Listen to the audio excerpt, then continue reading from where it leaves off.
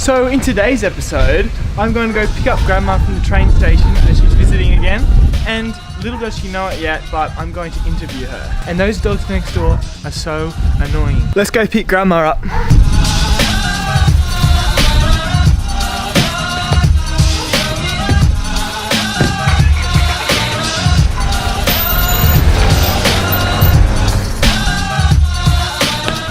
Grandma! Hello, I got here just on time, didn't I?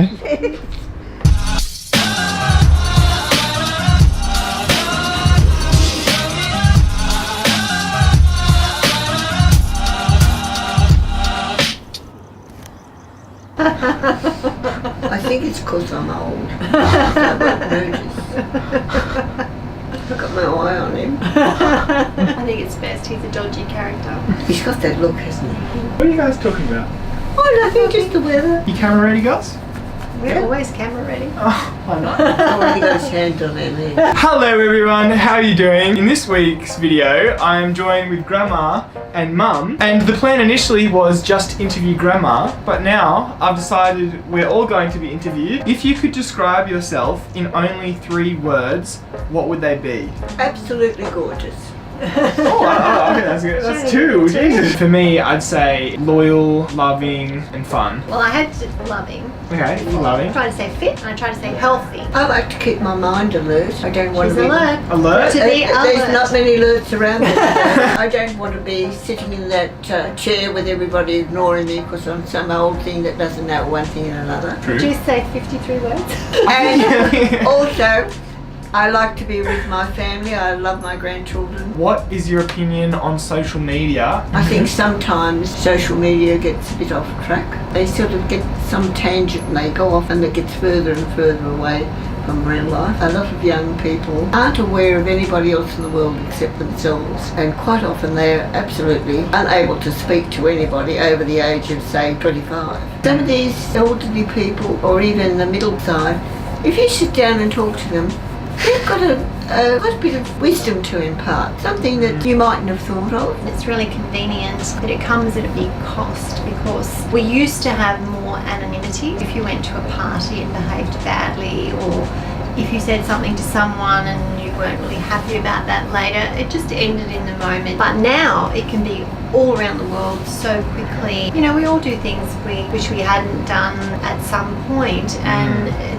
just was nice when not everyone in the world knew you did that. Sometimes it can destroy people's lives. Yeah, we were all very happy getting about without a phone. We accepted you couldn't be contacted every moment. I don't think there's anything worse going somewhere and you're the only one that's sitting there and would like to have a little chat with somebody, but oh no, they're all down like this. Social media is a way that the world is able to communicate with each other now. There's a lot more jobs and things rolling social media now with app development and obviously YouTube, like all social media influencing. I think that social media can be a really good thing in the way that the whole world can connect very easily what's happening on the other side of the world, which is something you couldn't do before. But I also still think that for me personally, I like it when I have a weekend without my phone or without watching any videos or going on social media. It kind of clears your head. I think you need to be smart about how you use social media. So many people spend so much time on social media, people on the bus watching videos, and it kind of distorts their reality. The youngest one would have been about 4. Here we've got Disney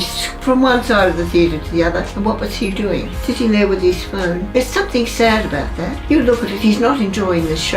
I've seen practically just like babies and they've got their own little...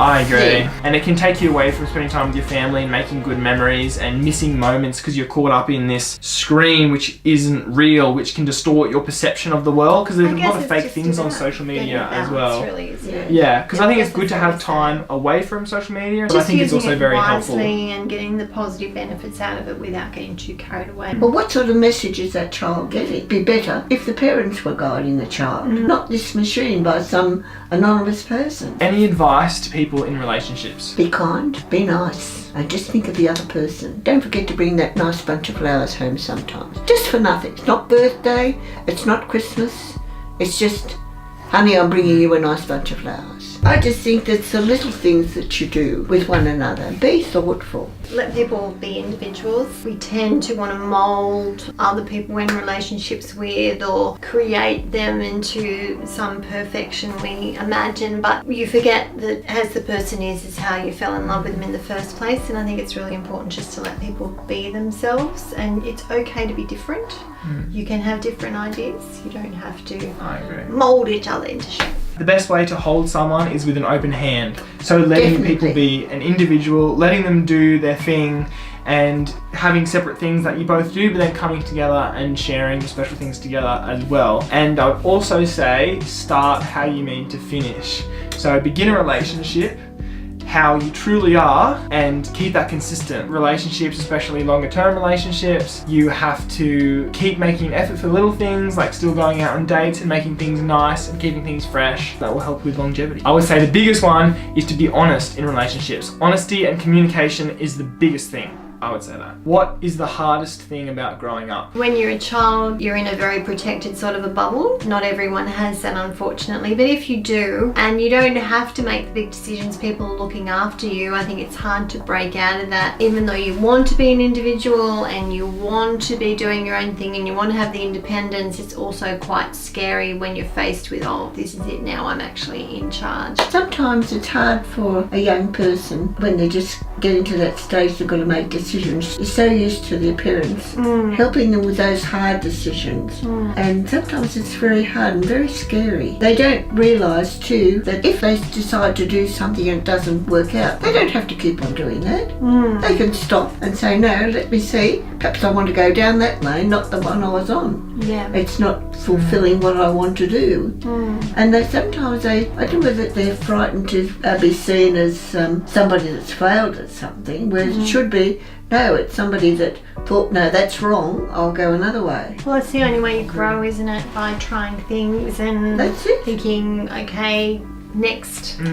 I think a lot of young people too, they disregard their family, and if only they knew it, their family are really their best friends. They don't want to talk awesome. Well, you're spoiled, aren't you? I guess in saying that, not everybody has loving families though, that's really, really unfortunate. And I feel very sad for those people. And I'm going to say the most exciting thing about growing up is coming into your own as an adult and knowing what you want to do in your future and having a clear direction for your life. Well, I think it comes down to letting people be individuals, not expecting your children to do what you want them to do, but allowing them to do what they want to do, which is hard. I'm also going to say the hard thing about growing up would be losing people you love. I think that occurs at all ages. Yeah. Leaving somebody that you really love and having the finality of they've gone and you're not going to see them again. I think that's hard. Something that's not easily got over, is it? And I feel very sad for the people that don't have somebody to care about them, that they can shed a tear when they're gone. I've experienced that lately with some friends and I found it very hard. I felt like I had a black cloud over me because I was so sorry that that person wasn't going to be missed by anybody. But that's just me, I'm just a silly old bird. No, I agree. It's kind of a little bit late at night, so thank you guys for being with me. I know, I can gas bag all. Any tips on health and longevity? That your staple diet is healthy. I like to rotate my food around, but always include lots of fruit and veggies. Try to just save little treats for the weekend. I think that's a good strategy because then you can't go too far wrong. Keeping fit's really, really important. I think people have underestimated in the past how much exercise helps you. I know for myself, you just don't really feel like you're getting old if you stay fit because you can still do things and you're not feeling stiff because you stretch and so forth. Not only how you feel, your organs and everything are working better. They've done some studies now that show that like if you're exercising regularly, your skin's renewing itself more like a younger person's rather than, you know, aging as badly. So there's all sorts of benefits from eating well and exercising regularly, I think. Well, I've always believed that the most important thing is what you put in your mouth. I have friends who during the Depression felt quite lucky if they had dripping on bread for tea because if they didn't have that, they didn't have anything. Well, luckily I wasn't one of those. I was much more fortunate than that. But I think that I'm in pretty good health. And I think it's because I've been fortunate enough all my life to eat proper food and had a certain amount of exercise. I think a positive attitude is really important too. Just trying to see the good in people, the good in events, not dwelling on bad stuff because it just drags you down. And I think the stress of having a negative attitude also is aging. So I know a lot of people have lots of really horrible events happen and we all get sucked into that sometimes and it's hard to see the light. But on a daily basis, I think, you know, you can look at a sky and think, oh, aren't those clouds interesting? And it's great it's raining because it's helping the grass and the trees and we really needed it. Or you can think, oh no, it's raining today, that's really miserable. So it's having that, oh yeah, that's a great thing, that's a good thing, yeah, fantastic. I agree. That sort of attitude really helps, I think. I'm going to say though, for me, it would be forming healthy habits. So healthy habits in your mindset, healthy habits with your fitness and your diet. And I think that habits really form the basis of your life. If you have a habit of exercising regularly and eating healthy food and do it habitually, so it's just like brushing your teeth, you never have to ask yourself, oh, do I feel like training today? It's just you get up and you train just because you don't miss a day without brushing your teeth, because it's just because you do it, you know? And having that healthy habit throughout your lifetime is really helpful, because your habits kind of build up to what you amount to, really, like your successes, your longevity, everything, like having healthy habits, I'd say. Yeah, I think so. I think body that and mind. routine really helps you, Yeah. And wearing fabulous Peter Alexander pyjamas helps too. Oh yeah, of course. Yeah, we feel good now, don't we? So the camera cut out for the last question that we did, so we're just going to go over it, and it was, how do you stay positive when bad things happen? I said putting things in perspective really helps, so realizing that you're not the only person in the world that this is happening to, and putting things in a global, wider context rather than being focused on your environment and thinking, will this matter 3 months from now, a year from now? And rather than overthinking and dwelling, keeping busy and doing things to progress yourself out of the bad situation and into a better one. For me, like, because I work in a helping profession, I find going to work and doing things with other people, because I'm focused on their needs and helping them, that sort of takes me out of myself. It's really important not to dwell. Like, yes, you need to deal with the issue, but I think sometimes we play it over and over and over in our mind and it just makes it worse and we fall in more of a hole. So trying to not take it too far, just accepting where it's at. And then you had a one. I think it's best not to try and forward think too far. Just worry about that next hour, how I'm going to get through this next hour. And you get through the next hour, then you can tackle the next one. But if you try to think of, oh, what's going to happen tomorrow? Is it going to be something worse? I tell you what, it won't be very happy and probably something bad will happen. But just worry about that first hour. Oh, I can get through this hour. You know, I got through that, I can do the next one.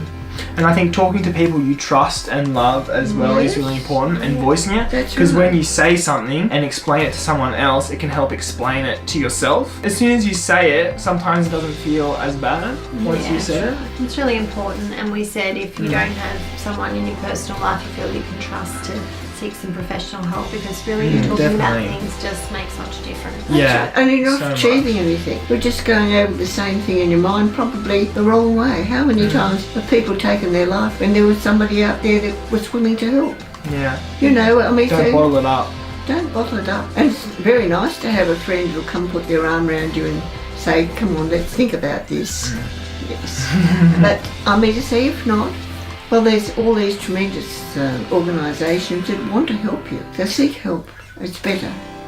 Don't lock yourself in that room brooding. Yeah. That's the worst thing. It's not going to get any better if you do that.